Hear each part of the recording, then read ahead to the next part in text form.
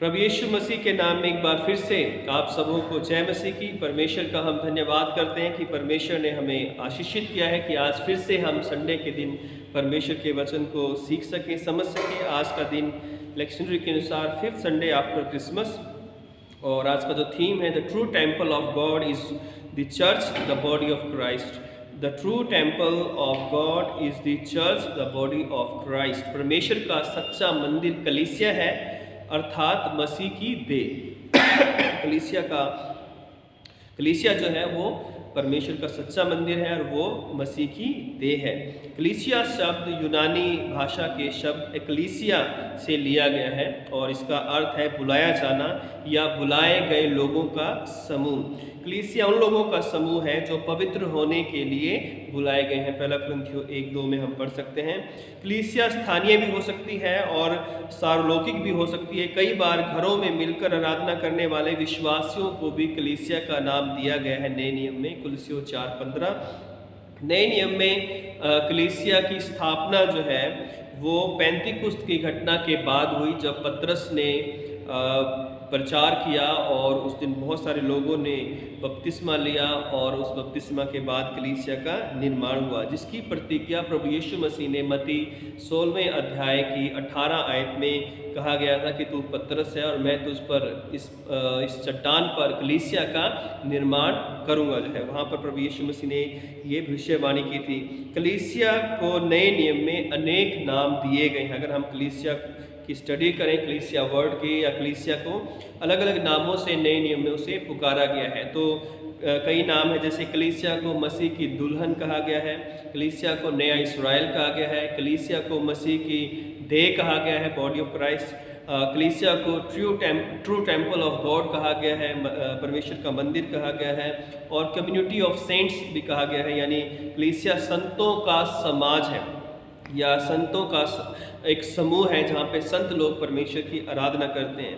आज का जो हमारा विषय है, जैसा बताया कि कलीसिया जो मसीह की देह है वो परमेश्वर का सच्चा मंदिर है। आज के जो बाइबल पाठ हमने लिए हैं उनके द्वारा हम पाते हैं कि कलीसिया को परमेश्वर का सच्चा मंदिर किस तरह से कहा गया है। तो कलीसिया जो है वो परमेश्वर का सच्चा मंदिर है और उसकी स्थापना की जो नबूवत है वो हग्गे नबी के द्वारा भी की गई थी। अगर हम हग्गे उसका 2 अध्याय पढ़ते हैं, वहाँ पे भी प्रभु ने वहाँ पर प्रतिज्ञा की थी कि मैं जो है यहाँ पर एक ऐसी महिमा और तेज से इस जगह को भर दूंगा, और जो है ये यहोवा का वचन है। लिखा है कि हग्गे 2:9 में इस भवन की पिछली महिमा इसकी पहली महिमा से भी बड़ी होगी, और सेनाओं के यहोवा का यही वचन है, और इस स्थान को मैं शांति दूंगा, सेनाओं के यहोवा का यही वाणी है। अगर हम 7 का दूसरा हिस्सा पढ़ते हैं तो वहाँ पे लिखा है, और मैं इस भवन को अपनी महिमा के तेज से भर दूंगा, सेनाओं के यहोवा का यही वचन है। तो पुराने नियम में जो कलीसिया थी वो इस्राएली लोग थे। इस्राएली लोगों को संतों का समाज कहा जाता था। कलीसिया जो थी वो इस्राएली लोग थे, और उनके लिए पुराने नियम में परमेश्वर का जो मंदिर था वो बहुत ही महत्वपूर्ण था। लेकिन नए नियम में हम देखते हैं कि मंदिर जब नष्ट हो जाता है सन 70 में पूरी तरह से दोबारा से, तो उसके बाद इस्राएल में कोई मंदिर नहीं था, या कलीसिया के पास कोई ऐसा मंदिर नहीं था जिस पर वो यहूदियों की तरह एक घमंड कर सके, भरोसा रख सके कि ये हमारा मंदिर है। और इसलिए पेंतीकुस्त के दिन के बाद कलीसिया का निर्माण हुआ, तो उस कलीसिया को ही परमेश्वर का मंदिर कहा गया है। अगर हम प्रेरितों के काम 2 अध्याय पढ़ते हैं तो कलीसिया रूपी जो मंदिर है उसकी स्थापना पवित्र आत्मा के अवतरण के बाद हुई, जैसा कि प्रभु ने आज्ञा की थी कि मैं तुम्हें पवित्र आत्मा दूंगा। उसी पवित्र आत्मा के आने के बाद पतरस ने प्रचार किया, चेलों ने प्रचार किया, और एक दिन में लगभग 3000 लोगों ने बपतिस्मा लिया, और वो 3000 लोगों का समूह जो है वो कलीसिया के रूप में जाना गया, या वो कलीसिया का एक उसने रूप धारण किया। उसी तरह ही पतरस ने, अन्य चेलों ने यरूशलेम में काम किया। उसके बाद पौलुस को परमेश्वर ने चुना, पौलुस ने अन्य जातियों में काम किया, और जहाँ जहाँ वो गए जिन लोगों ने विश्वास किया और वो लोग कलीसिया का रूप धारण किए, या उनको कलीसिया कहा गया है। इस तरह से नए नियम में कलीसिया का निर्माण हुआ है। हालांकि प्रभु यीशु मसीह ने स्वयं किसी कलीसिया का निर्माण नहीं किया था, बल्कि यीशु मसीह ने अपने आत्मा के द्वारा पवित्र आत्मा के द्वारा प्रभु यीशु मसीह ने उस कलीसिया का निर्माण किया था जो है। तो कलीसिया का जो एक वायदा था वो हग्गे नबी के द्वारा किया गया था कि ये जो मंदिर है वो पहले से ज़्यादा तेज प्रज्वलित होगा, तेज से भरेगा। फिर हम नए नियम में देखते हैं कि कलीसिया का जो निर्माण है वो पवित्र आत्मा के बाद हुआ है। फिर एक और चीज़ हम नए नियम में देखते हैं कि कलीसिया को परमेश्वर का मंदिर कहा गया है। कलीसिया को परमेश्वर का मंदिर कहा, सच्चा मंदिर कहा गया। यानी आज मैं और आप एक परमेश्वर का सच्चा मंदिर, अगर हम पहला कुरिन्थियों उसका 3रा अध्याय हमने पढ़ा है और उसकी जो खासकर 16वीं आयत है जो है उसको हमने पढ़ा है, तो वहाँ पे लिखा है कि क्या तुम नहीं जानते कि तुम परमेश्वर का मंदिर हो और परमेश्वर का आत्मा तुम में वास करता है। तो पुराने नियम में जो मंदिर था वो भी परमेश्वर का चुना हुआ स्थान था और परमेश्वर ने ही उसे ब्लेस किया था। और जब सुलेमान ने उसे बनाया तो परमेश्वर ने वायदा किया था कि अब से मैं स्थान को अपने मन के पास रखूँगा, जो मेरी दुहाई देगा मैं उसकी प्रार्थनाएं इस मंदिर से सुनूंगा। तो मंदिर जो था वो परमेश्वर का चुना हुआ स्थान था, आराधना का स्थान था। मंदिर में प्रार्थनाएं की जाती थी, मंदिर में बलिदान चढ़ाए जाते थे, मंदिर में धर्मशास्त्र की शिक्षा दी जाती थी, मंदिर में परमेश्वर की उपस्थिति रहती थी, उसका आत्मा वहाँ पर मौजूद रहता था और इस्राएली मंदिर को महान आदर देते थे। वही कॉन्सेप्ट जो है वो नए नियम में भी कलीसिया को दिया गया है कि कलीसिया जो है वो परमेश्वर की चुनी हुई कलीसिया है, हम चुना हुआ समाज है। कलीसिया जो है वो परमेश्वर की आराधना का स्थान है। कलीसिया में जो है हम एक दूसरे के लिए प्रार्थनाएं करते हैं, परमेश्वर से प्रार्थनाएं करते हैं। कलीसिया जो है इसमें हम अपनी भेंट, धन्यवाद की भेंटें हम अर्पित करते हैं। कलीसिया में धर्मशास्त्र की शिक्षा दी जाती है।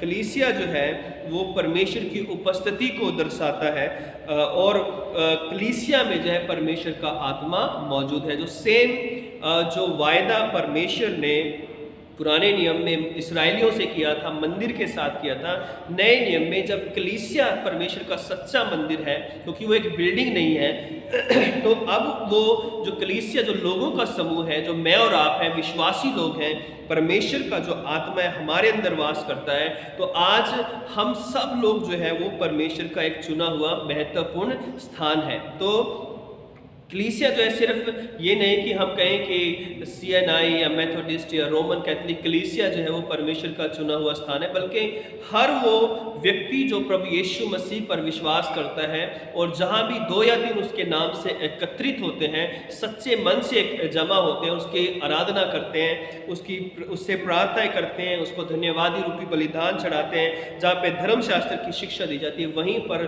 लिखा है कि जहाँ भी 2 या 3 मेरे नाम से एकत्रित होंगे मैं के बीच में उपस्थित हूँगा। तो आज यदि हम घर में, परिवार में कलीसिया के रूप में एकत्रित हैं, तो आज हम मसीह की सच्ची कलीसिया, परमेश्वर का सच्चा मंदिर है। आज जैसे आज हम ऑनलाइन अपनी वर्शिप को कर रहे हैं, जब हम चर्च में आते हैं तब चर्च में भी परमेश्वर हमारे साथ होता है, उस चर्च, उस कलीसिया में परमेश्वर का वास होता है। लेकिन आज जब अपने घरों में है तो अपने घरों में भी हम जब सच्चे मन से उसकी आराधना कर रहे हैं, एक मन होकर इस आराधना में सम्मिलित है, या हम जो भी टाइम हमें मिलता है उसमें हम प्रभु की आराधना करते हैं, तो उस समय में परमेश्वर हमारी प्रार्थना को सुनकर हमारे बीच में उतरता है।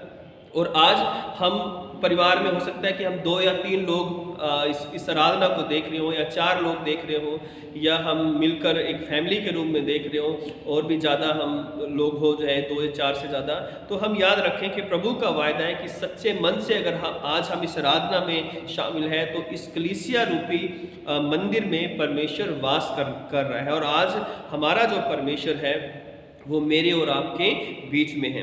तो जो मंदिर था उसको जो है हमेशा पवित्र और साफ सुथरा रखा जाता था, और इसलिए जो नए नियम का मंदिर है, कलीसिया है, इसे भी, या हम कह सकते हैं कलीसिया, या मैं और आप जो कलीसिया के अंग हैं, कलीसिया हम सब लोगों से मिली है, तो हमें अपने आप को और इस कलीसिया को पवित्र रखना है, शुद्ध रखना है, और इसमें हमें परमेश्वर की आराधना करते रहना। इस कलीसिया में जो हमारा शरीर रूपी कलीसिया है या हमारी नए नियम की जो संगति है, इसमें हम इस कलीसिया में हमें परमेश्वर की आराधना करते रहना है। तो आज जो हमें सच्चा मंदिर परमेश्वर ने चुना है, ये हमारे किसी काम से नहीं, किसी योग्यता से नहीं, बल्कि परमेश्वर के अनुग्रह से हमें परमेश्वर ने अपना मंदिर बनाया है। और जैसा हम यूहन्ना 2 में देखते हैं कि यहूदियों ने उस जो मंदिर जो था उस यीशु मसीह के समय में उस मंदिर को उन्होंने उस मंदिर को उन्होंने डाकुओं की खो बना दिया था। और लोग जो है उस मंदिर में जो है व्यापार करने लग गए थे। लोग जो है वहाँ पर उन्होंने शराफों की दुकानें खोल ली, वहाँ सोने चांदी का व्यापार होने लगा, वहाँ पे भेड़ बकरियों का व्यापार होने लगा, वहाँ कबूतरों का व्यापार होने लगा। तो जो परमेश्वर का उद्देश्य था मंदिर के लिए कि वो प्रार्थना का घर कहलाया जाए, प्रार्थना की वहाँ पर प्रार्थना हो, वहाँ पर प्रभु की महिमा हो, तो लोगों ने अपने लालच के कारण उस प्रार्थना के घर को एक बिजनेस प्लेस जो है वो उसे बना दिया था। तो आज भी हम देख सकते हैं कि बहुत सारे लोग जो है वो कलीसिया को जो है या मैं किसी एक व्यक्तिगत चर्च की बात नहीं कर रहा हूँ, लेकिन अगर हम पूरे बड़े लेवल पर हम देखते हैं तो बहुत सारी कलीसियाओं को जो लोगों ने बिजनेस का एक स्थान बना दिया है और बेचने में और जगहों को बेचने में और खुर्द बुर्द करने में जो है लोग लगे हुए हैं और परमेश्वर का भय उनके अंदर नहीं है। जो ऐसे लोगों के लिए प्रभु यीशु मसीह का जो उदाहरण है वो उसने कोड़ा उठाया और उन सबको वहाँ से बाहर निकाल दिया। न्याय के दिन ऐसे लोग जिन्होंने परमेश्वर की कलीसिया को जो है वो एक अपने लाभ का, लालच का और मिशनों की ज़मीनों को, हॉस्पिटल्स को, स्कूल्स को या अन्य चीज़ों को बेचने का एक जगह बना दिया है। परमेश्वर के कोड़े जो हैं उन्हें जब न्याय का दिन आएगा, जब परमेश्वर यीशु मसीह बादलों पर आएंगे,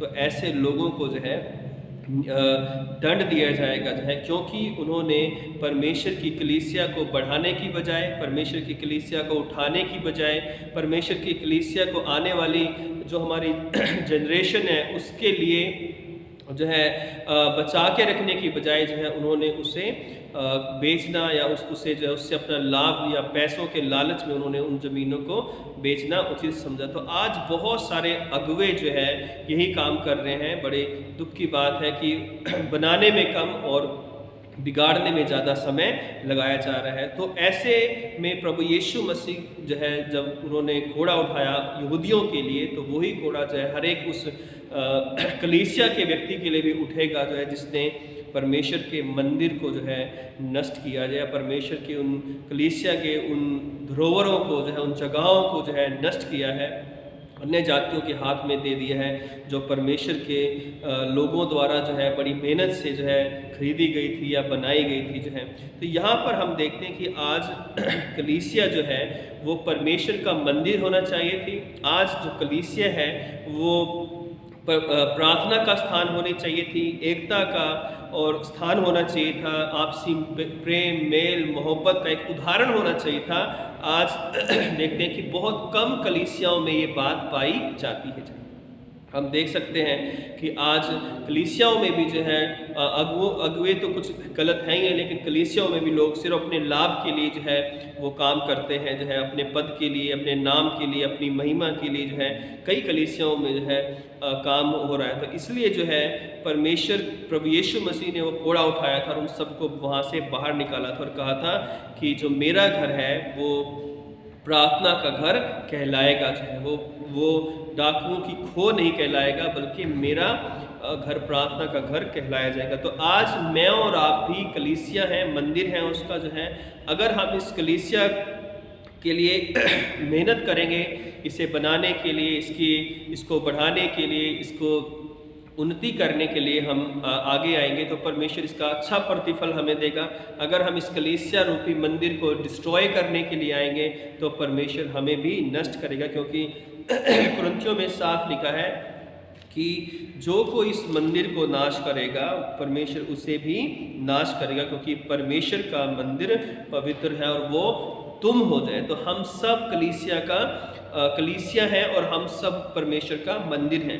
तो अगर हम व्यक्तिगत रीति से बात करें तो आज हमारे अंदर भी हम देखते हैं कि आज शैतान ने बहुत सारे ईर्ष्या, क्रोध, लड़ाई झगड़े, घमंड, द्वेष, चुगली, निंदा, व्यभिचार, झूठ, तरह तरह के नशे, तरह तरह की बुरी चीज़ें जो है इस शरीर रूपी मंदिर के अंदर उसने डाल दी है। जो पवित्र होना चाहिए था उसे अपवित्र कर दिया गया है और शैतान की चाल में हम फंस जाते हैं और अपने देह को, अपने इस मंदिर को, अपनी आत्मा, परमेश्वर की आत्मा का जो वास इसमें होना चाहिए उसे हम नहीं कर पाते हैं। तो आज मुझे और आपको जानने की ज़रूरत है कि मैं और आप चुने हुए लोग हैं। हमारा जो शरीर है या हमारी जो कलीसिया है वो चुना हुआ, परमेश्वर के द्वारा चुना हुआ स्थान है। ये एक आराधना का स्थान हमेशा बना रहना चाहिए। जो है ये जो शरीर है ये प्रार्थना का स्थान होना चाहिए। इसके द्वारा हमें प्रार्थनाएं करनी चाहिए, यानी हमें व्यक्तिगत रीति से और सामूहिक रीति से एक दूसरे के लिए प्रार्थना करनी चाहिए। इस मंदिर में, शरीर रूपी मंदिर में, कलीसिया रूपी मंदिर में हमेशा हमें धन्यवाद का बलिदान चढ़ाना चाहिए। धर्मशास्त्र की शिक्षा हमें ग्रहण करनी चाहिए, दूसरों को देनी चाहिए और परमेश्वर की उपस्थिति हमेशा इस मंदिर में, इस शरीर में रहनी चाहिए। और जहाँ कहीं परमेश्वर का आत्मा होता है वहाँ परमेश्वर वास करता है। तो आज परमेश्वर मेरे और आपके साथ है और हमारे अंदर है। वो तब अंदर है जब हम उसे अंदर आने देंगे और अपने आप को पवित्र करेंगे। यदि हम अपने आप को पवित्र नहीं करेंगे तो उसका आत्मा हमारे अंदर नहीं आएगा। तो प्रभु हमारी सहायता करे, अपना अनुग्रह दे कि हम चुना हुआ समाज है, हम कलीसिया हैं। आज हम कहाँ जा रहे हैं, आज क्या कर रहे हैं, सब कुछ परमेश्वर देख रहा है। हमारा उठना, बैठना, चलना फिरना परमेश्वर जानता है। आज हमारी हर एक बात को परमेश्वर जानता है। तो एक कलीसिया के रूप में, एक मंदिर के रूप में मेरे और आपका जीवन कैसा है ये मुझे और आपको अच्छे से पता है। लेकिन यदि आज हमें परमेश्वर का आत्मा बता रहा है, सिखा रहा है और ये याद करा रहा है कि हम गलत हैं, तो आज पश्चाताप का समय है।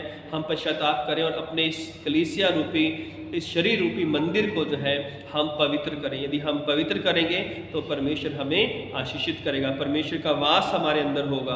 और जब हम परमेश्वर के अंदर, परमेश्वर का जो वास हमारे अंदर होगा तो परमेश्वर का अनुग्रह हम अपने जीवन में देखने पाएंगे। मुसीबतों में, दुखों में, संकटों में परमेश्वर की आशीष हम अपने जीवन में देखने पाएंगे। तो प्रभु आप सबकी सहायता करें कि हम अपने आप को पवित्र करें, आप अपने आप को पवित्र करें, ताकि हम परमेश्वर के राज्य में दाखिल हो सके और एक उसकी चुनी हुई कलीसिया के रूप में, चुने हुए उसकी बॉडी के रूप में, देह के रूप में हम उसके सामने खड़े हो सके। परमेश्वर इन वचनों के द्वारा आप सबों को आशीष दे। आइए प्रार्थना करें। सर्वशक्तिमान पिता परमेश्वर, एक बार फिर से हम आपके शुक्रगुजार हैं। आपकी आशीष इन सब लोगों पर चाहते हैं जिन्होंने इस आराधना को पिता परमेश्वर अटेंड किया है या इस आराधना में सम्मिलित हुए हैं। और प्रभु पिता परमेश्वर आपकी महिमा की है। हे पिता, जो वचन बोए गए हैं वो 100 गुना फल लेकर आए। हम सिद्ध नहीं है पिता, हम सिद्ध कलीसिया नहीं है, हम सिद्ध व्यक्ति नहीं है पिता। हमें क्षमा कर और हमें शुद्ध कर और हमें पवित्रता से सिद्ध कर, ताकि हम पवित्र बन सके पिता। प्यारे खुदावंद यीशु मसीह, जितने भी लोग बीमार हैं उन पर दया करें, उन्हें छू ले और चंगाई दे पिता। सारे जो वायरल को, सारे कोरोना को, सारी बीमारियों को पिता तेरे नाम से हम डांटते हैं और हम सबको चंगा कर पिता परमेश्वर, ताकि हम एक दूसरे के लिए पिता हमेशा प्रार्थनाएं कर सकें, एक दूसरे के साथ पिता आपकी आराधना कर सकें। सारा आदर महिमा जलाल आपको देते हैं। यीशु ख्रिस्त के सामर्थी नाम से इस प्रार्थना को मांगते हैं, आमीन। आप सबों को जय मसीह की। परमेश्वर आप सबको आशीष दे, आमीन।